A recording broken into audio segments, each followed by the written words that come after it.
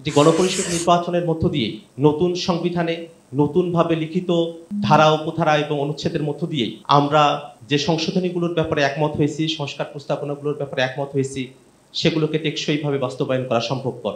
সেক্ষেত্রে অবশ্যই রাজনৈতিক দলগুলোর মধ্যে একটা ঐক্যমতের জায়গা আমাদেরকে পৌঁছাতে হবে। আমরা দীর্ঘ সময় ধরে ঐক্যমত্য কমিশনে আলোচনা করেছি এক নতুন বাংলাদেশ বিনির্মাণের প্রত্যাশা নিয়ে, যেখানে ক্ষমতা কেন্দ্রীভূত না হয়ে বিকেন্দ্রীকরণ হবে, রাষ্ট্র কাঠামোতে পরিবর্তন আসবে, জবাবদিহিতা নিশ্চিত হবে। তেমন এক বাংলাদেশের প্রত্যাশা নিয়ে রাজনৈতিক দলগুলো বিগত সময়ে পারস্পরিক শ্রদ্ধাবোধের মধ্য দিয়ে যে ইতিবাচক পরিবেশের মধ্য দিয়ে আলোচনা এগিয়ে নিয়েছে। এই কারণে আমার তরফ থেকে, জাতীয় নাগরিক পার্টির তরফ থেকে উপস্থিত সকল রাজনৈতিক দল এবং বাংলাদেশের সকল জনগণ যারা দীর্ঘ সময় ধরে প্রতীক্ষায় আছেন, তাদের কাছে আমরা কৃতজ্ঞতা প্রকাশ করছি অধ্যাপক আলী রিয়াজ স্যার এবং কমিশনের সদস্যবৃন্দদের প্রতি। তারা অত্যন্ত ধৈর্যের সঙ্গে এবং দীর্ঘ সময় ধরে পারস্পরিক আলোচনাকে এগিয়ে নিতে সর্বাত্মক ভূমিকা তারা পালন করেছেন।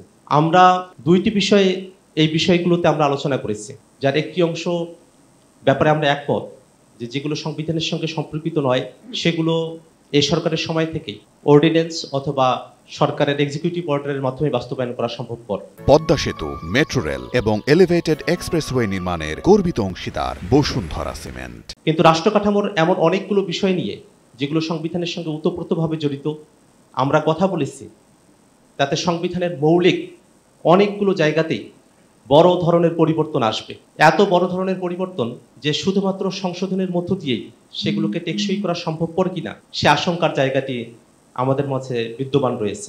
যেহেতু বাংলাদেশে ইতিপূর্বেও হায়ার কোর্টে সংশোধনী চ্যালেঞ্জ হওয়ার মতো পরিস্থিতি তৈরি হয়েছে এবং সেগুলো বাতিল হয়েছে, সেক্ষেত্রে আমরা সংবিধানে যে মৌলিক পরিবর্তনগুলো নিয়ে এসেছি সেগুলোকে কিভাবে টেকসই এবং কার্যকর করা যায় সেই ব্যাপারে রাজনৈতিক দলগুলোর প্রতি আমরা উদাত্ত আহ্বান রেখেছি পদ্ধতি বাতলে দেওয়ার ক্ষেত্রে। জাতীয় নাগরিক পার্টি এনসিপি মনে করে এটি গণপরিষদ নির্বাচনের মধ্য দিয়ে নতুন সংবিধানে নতুনভাবে লিখিত ধারা উপধারা এবং অনুচ্ছেদের মধ্য দিয়ে আমরা যে সংশোধনীগুলোর ব্যাপারে একমত হয়েছি, সংস্কার প্রস্তাবনাগুলোর ব্যাপারে একমত হয়েছি, সেগুলোকে টেকসইভাবে বাস্তবায়ন করা সম্ভবপর। সেক্ষেত্রে অবশ্যই রাজনৈতিক দলগুলোর মধ্যে একটা ঐক্যমতের জায়গা আমাদেরকে পৌঁছাতে হবে। ঐক্যমত্য কমিশন দীর্ঘ সময় ধরে আলোচনা করেছেন, আমরা প্রায় শেষ প্রান্তে এসে পৌঁছে গেছি। এখন বাস্তবায়নের বিষয়ে চূড়ান্ত হওয়ার পালা।